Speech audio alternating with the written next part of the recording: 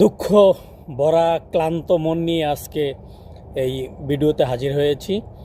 বাংলাদেশ গণ অধিকার পরিষদের সম্মানিত সভাপতি, ডাকসুর সাবেক বিপি, ২৮ বছর পরে বাংলাদেশ ঢাকা বিশ্ববিদ্যালয়ের নির্বাচনে সেই বিপি হয়েছিলেন গণ অধিকার পরিষদের নুরুল হক নূর। দীর্ঘ জার্নিং, দীর্ঘ পরিশ্রম, সেই সরল সোজা একজন মানুষ। যদি তার কোনো লোভ লালসা থাকতো তাহলে আওয়ামী লীগ সরকার আমলে কোটি কোটি টাকার মালিক হতে পারতেন। কিন্তু মানুষ তাকে নাম নিয়ে হেউ প্রতিপন্ন করে। যারা নাম নিয়ে হেউ প্রতিপন্ন করেন, আমি বলবো তাদের বাপ মা জন্মের সন্দেহ আছে। কারণ একটা মানুষের নাম হয় তার বাপ মার পরিচয় দিয়ে। তার বাপ মা যখন একটা ছেলে সন্তান বা একটা মেয়ে সন্তান জন্মগ্রহণ করে, তখন তার একটা নাম রাখা হয়, তার একটা ছদিয়া করা হয়।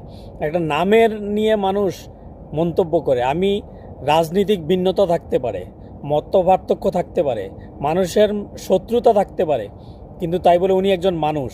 বাংলাদেশ সেনাবাহিনী, পুলিশ যেভাবে নির্মমভাবে তার উপর অত্যাচার চালিয়েছে, তার মধ্যে স্টিম রোলার চালিয়েছে, মাথায় আঘাত করেছেন, নাকে আঘাত করেছেন, কানে আঘাত করেছেন।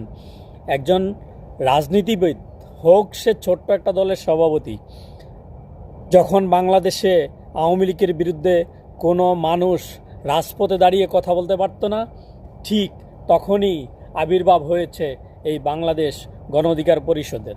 তখনই আবির্ভাব হয়েছে গণ অধিকার পরিষদের নুরুল হক নূরের। তখন তিনি রাজপথে দাঁড়িয়ে কথা বলেছেন।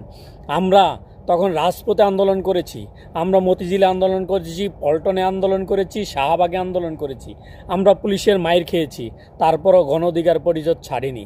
আমরা টাকার লোভে রাজনীতি করিনি, আমরা নিজেদের পকেটের টাকা খরচ করে গণ অধিকার পরিষদ করেছি। গণ অধিকার পরিষদকে তিল তিল করে এই পর্যন্ত সংগঠন নিয়ে এসেছি। আমাদের সংগঠন সারা বাংলাদেশ বিস্তৃত। আমি আবারও তীব্র নিন্দা প্রতিবাদ জানাই যে বাংলাদেশ গণ অধিকার পরিষদ সভাপতির উপর বাংলাদেশ সেনাবাহিনী, পুলিশ যেভাবে অত্যাচার করেছেন, নির্যাতন করেছেন, আমি এর তীব্র নিন্দা প্রতিবাদ জানাই। আমি একজন মানুষ হিসাবে আরেকজন মানুষের প্রতি ভালোবাসা দেখাই। আমি একজন মানুষের উপরে এভাবে নির্যাতন করতে পারে প্রশাসন, পুলিশ, সেনাবাহিনী। কেউ যদি পুলিশ সেনাবাহিনীর নাম নিতে ভয় পান, তাহলে আমি বলবো আপনার বাংলাদেশে বেঁচে থাকার অধিকার নাই। আপনি বাংলাদেশে পুরুষ জাতি কলঙ্ক, আপনি মানুষরূপী কলঙ্ক। আপনি প্রতিবাদ করবেন, সত্যকে সত্য বলবেন, মিথ্যাকে মিথ্যা বলবেন। আমি যেই দলেই করি না কেন, একজন মানুষ হয়ে মানুষের সাপোর্ট করা আমাদের নৈতিক দায়িত্ব, কর্তব্যের মধ্যে পড়ে। আমি আবারও তীব্র নিন্দা প্রতিবাদ জানিয়ে আজকে আমার এই ছোট ভিডিওটা এখানে শেষ করছি। ধন্যবাদ।